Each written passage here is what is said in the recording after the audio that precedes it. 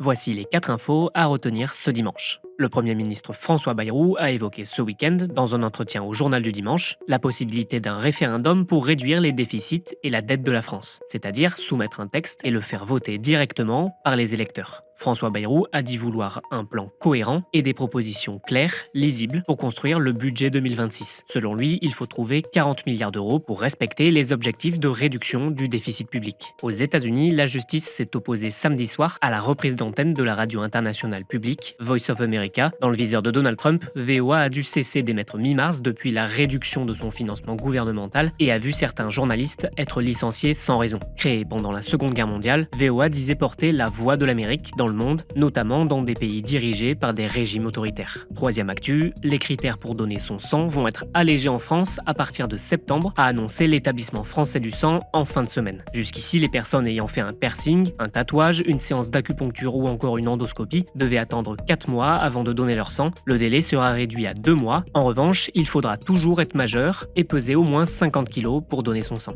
Et enfin, la semaine prochaine sera aussi normale que possible, a assuré SNCF Voyageurs ce samedi alors qu'un mouvement de grève a été annoncé. Pour rappel, la CGT Cheminots et Sudrail ont appelé à faire grève à partir de demain, lundi, pour réclamer une hausse des rémunérations et une meilleure anticipation des plannings. La SNCF a précisé que la plupart des trains circuleront pendant cette période et qu'elle viserait, je cite, à proposer à chaque client de voyager le jour prévu vers sa destination. Pour plus d'actu, n'hésite pas à t'abonner à ce compte et à Hugo Décrypte sur Insta.